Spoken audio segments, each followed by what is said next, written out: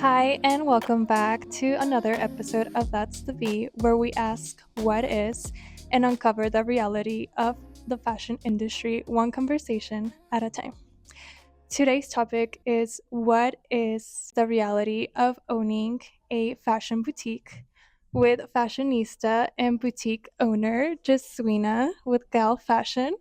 I'm so excited to have you here Yeah, on thanks this for having me. episode and just really uncover everything. Uncover your journey from the beginning to now. I know you've been in business for over 10 years now, so that's exciting. But how did you start? What inspired you to be like, I'm gonna open a boutique in El Paso, Texas, and it's gonna carry all these cool brands that New York carries, type of thing? Okay, so interesting story. When I was Mhm. 18 years old, um, I worked at Forever 21, Oh, and then I found that there was a boutique in the west side of El Paso. wow. I don't know how I found it, but I went in for the very first time, and all the stylists were dressed up so nice. The owner was handing out macaroons to the Mm, clients. okay. They were playing like music, and it was just like a vibe. Mm-hmm. And they had designer clothes there. That was the first time I've ever seen, like in El Paso, a store with designer goods. Okay. I had never gone to like Union Fashion or Armoire or anything, so I didn't know stores like that existed in El Paso, Mm-hmm.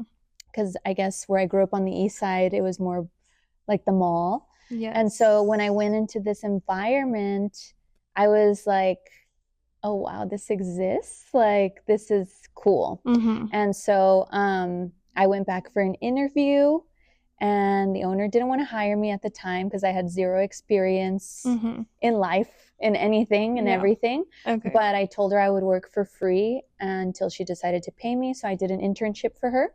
Okay. And once I did that internship, I fell in love. I fell in love with everything from the selling part, the buying part, just the whole overall experience behind the scenes. And that's when I knew that that's what I wanted to do for the rest of my life. And how long did it take you to intern or like work for free? 3 months, Okay. So not unpaid. wow. But you were 18 at the time, I was right? 18, Okay. and she was very adamant about not hiring me because I didn't have sales experience, Mm-hmm. education, like nothing. And I just said, no, you don't understand. Like, I need to work here. Just don't pay me until I prove myself. Mm-hmm. And so she spoke with the manager, and the manager's like, yeah, let's just give her a chance. I mean, what do we have to lose? It's free. Mm-hmm. And Mm-hmm. so, yeah, I remember I did everything from like, they used to have a fountain, and I would vinegar clean Oh it, like wow. clean the rust every day. I would Okay. vacuum, I would wash dishes. Everything. I did anything and Mm-hmm. everything, and I loved it. Like, to me, it was, I just wanted to be a part of that environment. And what made you, or how long did it take you from being in that position at 18 and then finally opening your own store? It took me 7 years.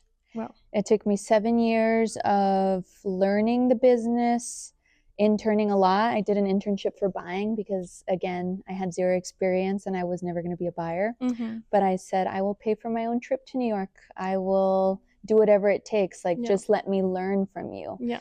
And I remember when I found out that there was such thing as buyers and that they would go to New York and choose the clothes, I was like, no, that's my job. Mm-hmm. And the Mm-hmm. owner's like, no, like you don't have experience for that. You can't do it. Yeah. And I said, well, just let me pay for my flight. Let me pay for my hotel. Let me be a part of it. And I promise I'll be quiet. I won't say anything. And on that first buying trip, I added a lot of value because since I was on the sales floor, I got to see all the customers. Mm-hmm. So I was like, oh, so and so would like this, and so would like that. And they were very Mm, impressed because I brought that sales floor experience to the buying trip. yeah. Because back then, the buyers worked upstairs and they would do numbers, Mm, and the salespeople were on the floor. okay. So that Very was my, disconnected. Yeah. yes. So my superpower was that I did both. So I was Mm, able to see who's buying, who's shopping, and then match it with them. mm-hmm. So I was able to add value in that. Then I became a buyer finally Yeah. at like the age of like 22. Wow. Still so early on though, Yes. I I feel. I was very determined at that time. Like Mhm. the more in even though it was a very hard environment to work in, Yeah. like very Devil Wears Prada, like Mhm. totally Miranda Priestley and I was Yeah. Andrea. Yeah. Um I'm very grateful for it because it pushed me. Like the more they said no, you can't do this, the more I wanted to and the more I pushed myself to Mhm. not take no for an answer. And I feel like that's what it takes in the fashion industry. Like you have to be passionate about it. you have to be passionate, you have to be willing to do whatever it takes, you have to be open-minded, Mhm. and you have to have really tough skin because Mhm. I do feel like the fashion industry is kind of mean. Yeah, 100%. I It's mean, very yeah, superficial. It can be brutal. it can be, and that's why I feel like it's so exciting to have met you and seen where you are now, and also how you've been in business for such a long time, because I feel like a lot of people give up. Like also, um, anything happens, something in the path or whatever the case is financially. So for you, what's been after opening your shop? What was like the biggest struggle to open it or to like get it out there and for people to know who you were and what Gal was and Well, is? I'm very blessed because at the beginning I didn't struggle Okay. because I already had my clientele from over there Mm-hmm. and I was already known. Back then, I had a blog, Mm-hmm. and that kind of gave me a little bit of visibility. Yeah. So people knew who I was at that time. I also owned another business, which was I was a partner in the blow dry bar. So I Mm-hmm. had a lot of clients there as well. So when I opened Mm. Gal, it was very natural. Like Yeah. everybody followed me. There was connections already. Yes, Mm-hmm. it was already like, it was like meant to be. Mm-hmm. I think the hardest part is keeping it that way. Yeah, Mm-hmm. definitely. So how did you keep it that way? Innovation. I Mm-hmm. think times change, things change, people change, customers' lifestyles change. Mm-hmm. So you have to evolve with the change. You have to evolve with the times. You have to be more flexible. Right now, it's all about online sales. So, how am I going to compete with that? Well, I can do the same thing. I can bring the clothes to your house, I can Yeah. do styling to your house. What can I do that online can't is, well, there you have to pick your own stuff. Here, I pick it for you. It's curated for you. Mm-hmm. Whereas online, it's you have to look and search and you don't know your size. And here Mm-hmm. it's like, An I'm, yeah, I had a experience. client yesterday text me, I'm going to the Make a Wish, send me options. Boom, I know her size, I know her style. I sent Mm. her 8 pieces. I said, pick the one that you like, pick the top 3, and then Yeah. we'll accessorize after. I'll send it to your house. So I Okay. make it easy. It's like, you shouldn't Yeah. have to struggle. I'll When do you it for you. have a personal stylist on your Exactly. phone type of thing. Mm-hmm. Okay, so then opening your store, how did you start getting in touch with the brands that you wanted to have and also building like your own, I know like going to market, knowing which brands you want to work with. I know there's like so many brands out there, so what made you decide to carry the brands that you carry? So because I had a lot of experience in buying Mm-hmm. at the other store, I knew who to call. I Mm-hmm. knew what I was doing. I had the experience because that was my job. So Mm-hmm. when I opened up this store, I called the brands that I wanted and I said, I'm doing this. Are you in or are you out? Mm-hmm. And I think they understood that I was the future Okay. because that was kind of already an older demographic and Mm-hmm. I was 25 at the time. So they're Okay. like, Gesuina's gonna she's Grow. the new generation, Yeah. she's going to Yeah. bring in that new customer, that younger customer. Mm-hmm. And so they followed me. Okay. But I will say a lot of the brands that I open with, Mm-hmm. I do not carry any of them anymore. I started with Veronica Beard, don't have it. I Mm-hmm. started with Versace. I started with big names, Mm-hmm. RBN. I had a lot of big names at the beginning. Mm-hmm. And I think I went too high. Mm. I was a little too ambitious. Okay. So then I had to tone it down. And now I think we're at a very medium contemporary price point where it's expensive, but it's affordable luxury. It's not like crazy high. Yeah, like high fashion Chanel type of No, no, yeah, thing, no. but it's still We're quality. mid-contemporary. Okay. Mhm. And I know you carry more than clothing. Was it always like that from the beginning, carrying like fragrances and accessories, or was that something that you kind of added on through the years? Um, so at the beginning, we did start with accessories. Hmm. The fragrance was something we added when we opened a men's store. We opened a men's store in 2020. Okay, yeah. And I was doing a lot of research on men, and I found out that men love fragrance. Hmm. And so I did my due diligence. I went to a lot of boutiques, and I found out what were the best men's fragrances. So I brought them into our store. Hmm.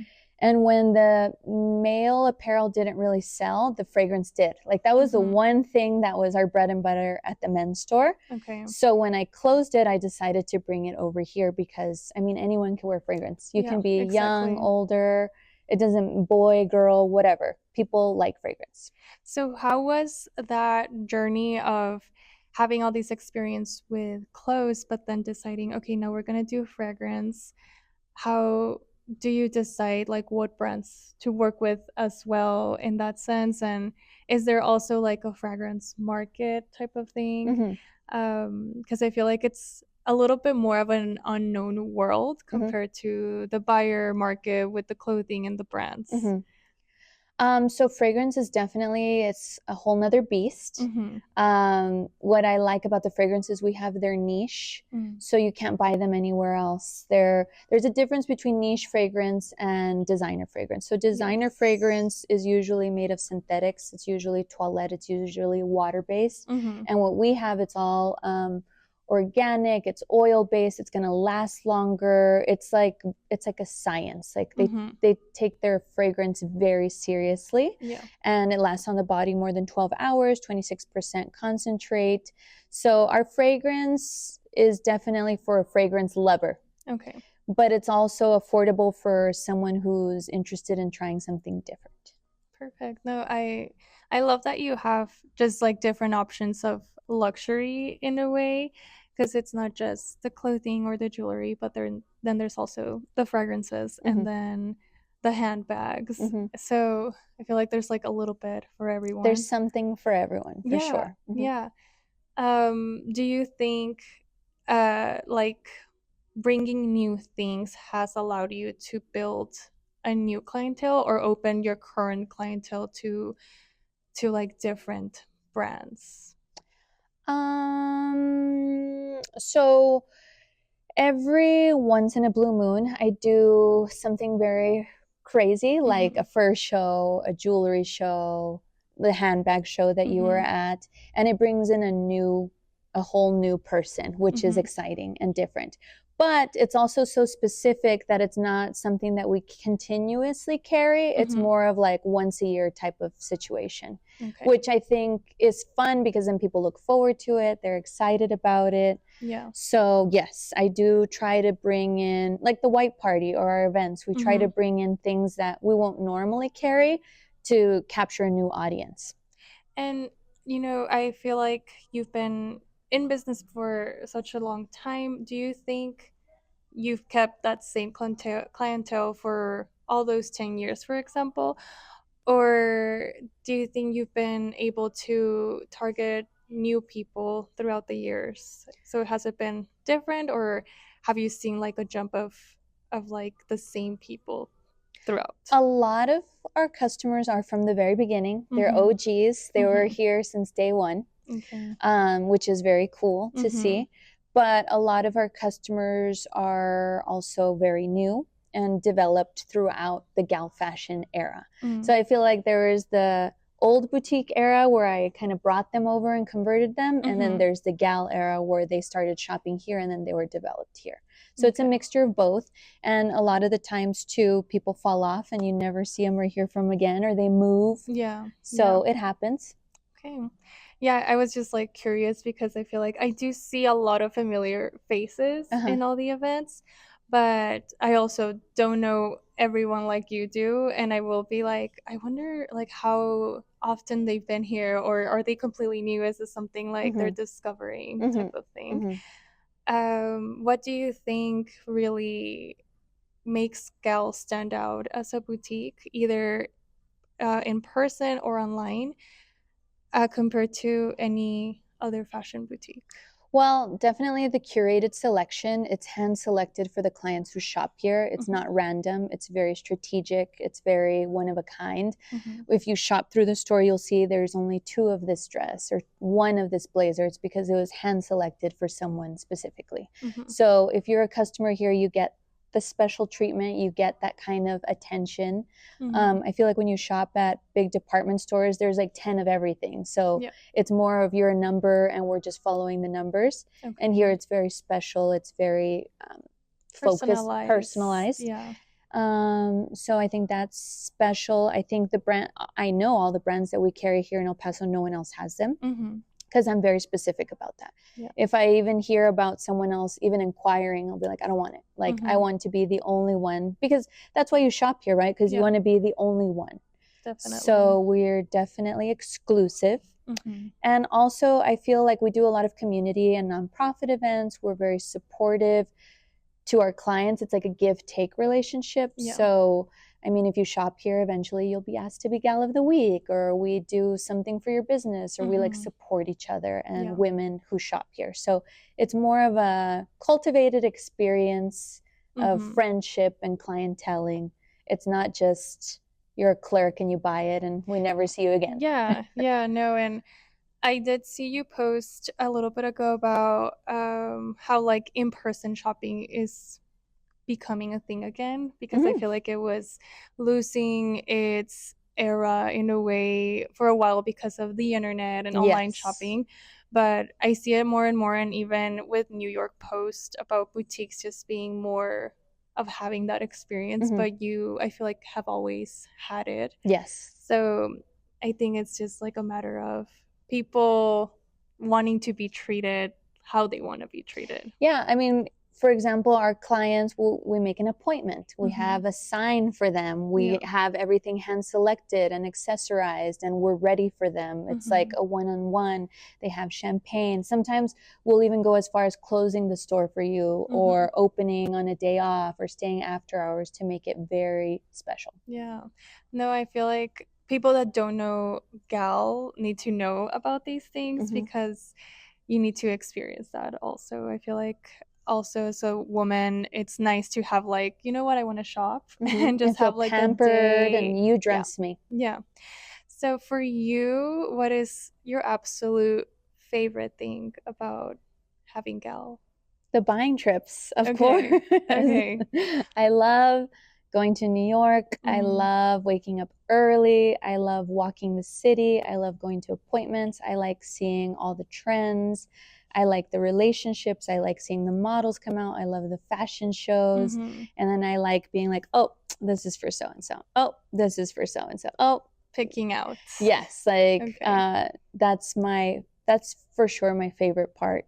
I mean, there's a lot of fun things like Mm-hmm. the Mm-hmm. events and building relationships, being in the fitting room with your client for 3 hours and just chatting and hanging out. It's like, is this really a job? Yeah. Like, this Yeah. is, we're just, Like I I'm get to hanging out do with my this. friend and I'm dressing her for her trips. Mm-hmm. But, yeah, there's a lot that I love. But I think New York and the whole buying, it's my passion. So why El Paso? Why El Paso, Texas, and not another city? Or why not like something in New York? Yeah, like why El Paso? Because El Paso needs us. Like, there's nowhere else to shop. Mm-hmm. Mm-hmm. There's a few places, but I don't think those places offer what we do. I don't Yeah. think they offer the customer service. I don't think they offer the exclusivity. I don't think they offer the brands. Mm-hmm. And so I feel like we're kind of doing a service to the community. And I hope that they continue to support us so we can stay here. Yeah. I have had offers to do stores in other places, Mm-hmm. but I like that what we have going on here is it's special and Yeah. it's working. Yeah. No, I agree. I feel like there's something about El Paso for sure, and I feel like having a space like this allows the fashion industry, even though it's small here in El Paso, I feel like it does allow us to have something to not be just traveling to like Dallas or New York for the brands that we want to shop. If we Mm-hmm. can have a place like Gal where we can find them and try it on and have that experience. One more question. Well, I have two more questions for you before we wrap up, actually. But one of them kind of taking you back again to the beginning. I know you interned and had kind of all this experience, more of a hands on type of thing. And then you started your own. So, did you ever have like school or education to back you up, or it was just more you learning? It was trial and error. It was Okay. learning from the owner herself, learning from the salespeople. Um, no, I have zero. I have just a high school diploma. Okay. Wow. I love it because I feel like some people just limit themselves because of having like that thought of I don't have a diploma of a certain whatever. Especially for fashion, I feel like there's just so much you can do career wise Mm-hmm. without having like an actual like fashion design school background Mm-hmm. type of thing. Mm-hmm. So, my second and last question, going to that, what would you say to anyone who wants to get into fashion, who wants to either open a boutique or just, I mean, in general? Okay, so one thing I see a lot from people I interview or my interns or from my experience Mm-hmm. is no one is willing to put in the hard work anymore. Mm-hmm. There's this expectation that maybe because they have a degree Mm. or this entitlement that they want to be a buyer tomorrow, Yeah. and or they feel they deserve a certain pay Mm-hmm. immediately. Mm-hmm. And I think that I mean, obviously, I'm a true example that hard work will take you where you want to Yeah. go. Yeah. And Exactly. and I've also seen that too in Mm-hmm. this industry and at my store, that people start off from the bottom and they make it to the top. Mm-hmm. But I think like you have to be open, you have to be willing, Yeah. and you have to be humble, because I don't know where these Gen Z kids think that Mm-hmm. they deserve the world and it should be Mm-hmm. handed to them. And that's maybe in some world that's true. Yeah. Maybe because of social media and TikTok and stuff like that, Mm-hmm. there Mm-hmm. it's easy money. But I feel like if you really want to be at a certain level, then you have to be willing to do what it takes, such Yeah. as scrubbing fountains and cleaning toilets. Yeah. Because, you know, in 7 years, I was able to open up my own company. And I think I've been in the industry for 17 years and my own store for 10. And Mm-hmm. I'm 35. Yeah. But I had to work for free for 3 months, you Mm-hmm. know, Mm-hmm. which to me, that was Like now totally it worth it. seems like The three nothing. months of working for free and paying for one trip to New York and Yeah. hard work and Yeah. being there on time Mm-hmm. and knowing my place, it paid off. Yeah.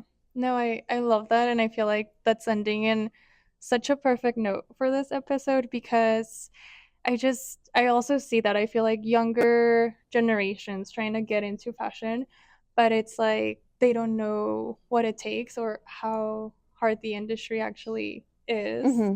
And I feel like some people do get lucky, like in Mm-hmm. certain opportunities, or like you're in New York type of thing. But for example, I do have friends who move to New York because they want to, even if they're living like with five other people, but because they want to like have that position. Their foot in the door. Yeah. Mm-hmm. Yeah, exactly. So, anyway, I think this is a good place to wrap up the episode. I want to thank you again for giving me the time and space Sure. to talk about your journey. Yeah. I feel like I've never really like asked you any of these things. I kind of like just know because of the years I've known you, but Mm-hmm. never like really went deep into conversation with it. And I hope people also learn from it and see that it does take all this work to be where you are now and see where Gal is at this point. So thank you so much once again. And that's the V. Thank you for tuning in. Make sure to follow at That's the V podcast on all platforms for more fashion content. And a big thank you to our sponsor, JAG Premier Advertising Agency. If you're looking to get on platforms like Hulu or Netflix, check out the link in the description.